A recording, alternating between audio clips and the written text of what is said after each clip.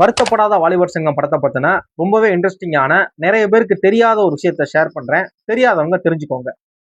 இந்த படம் 2013 சிவகார்த்திகேயன், ஸ்ரீதிவ்யா, பிந்து மாதவி, சூரி இவங்கெல்லாம் நடிச்சு டைரக்டர் பொன்ராம் டைரக்ஷன்ல அந்த டைம்ல மிகப்பெரிய வெற்றி பெற்ற படம் தான் இந்த வருத்தப்படாத வாலிபர் சங்கம். இந்த படம் சிவகார்த்திகேயனோட கெரியர்லையும் சரி, பொன்ராமோட கெரியர்லையும் சரி ரொம்ப ஒரு முக்கியமான ஒரு படம் சொல்லணும். இந்த படம் தான் பொன்ராமோட டெபியூட் ஃபிலிமும் கூட. பொன்ராம் என்ன சொல்றாரு அப்படின்னா, இந்த படத்தோட ஸ்டோரி கிட்டத்தட்ட 12 பேர்கிட்ட நான் சொல்லியிருக்கேன். யாருமே இந்த படத்தை ஓகே சொல்லல. ஒரு கட்டத்துல நான் எதுக்கு முடிவு பண்ணிட்டேன்னா, சரி இனிமே நமக்கு சினிமா செட் ஆகாது. நம்ம ஊரை பார்த்தே கிளம்பிடுவோம், கிராமத்துக்கே கிளம்பிடுவோங்கிற மாதிரி மைண்ட் செட்டுக்கு வந்துட்டேன். அந்த அளவுக்கு ப்ரிப்பேர் ஆயிட்டேன். அவ்வளவுதான், நமக்கு சினிமா செட் ஆகாது. நமக்கு ஊர்ல போய் ஏதாவது வேலையை பார்த்து பொழைச்சிக்க வேண்டியதாங்கிற மாதிரி வந்துட்டேன்.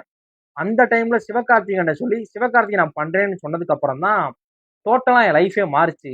கிட்டத்தட்ட 12 பேர் ரிஜெக்ட் பண்ண கதையை தான் சிவகார்த்திகேயன் நடிச்சு அது மிகப்பெரிய வெற்றி பாதைக்கு கொண்டு போனாரு. சிவகார்த்திகேயனுக்கும் நான் இப்ப சினிமாவில் நான் சஸ்டெயின் ஆகுறதுக்கும் ரொம்ப பெரிய ஒரு தொடர்பு இருக்கு அப்படின்னு சொல்லி இப்ப ரீசெண்டா டைரக்டர் பொன்ராமே இந்த விஷயத்தை ஷேர் பண்ணியிருக்காங்க. இந்த ஒரு தகவல் இதுக்கு முன்னாடி உங்களுக்கு தெரியுமா தெரியாதா அப்படிங்கிறதையும், தெரியாது அப்படின்னா உங்க ஃப்ரெண்ட்ஸ் அண்ட் ஃபேமிலிக்கு வீடியோவை ஷேர் பண்ணுங்க. தேங்க்ஸ் ஃபார் வாட்சிங்.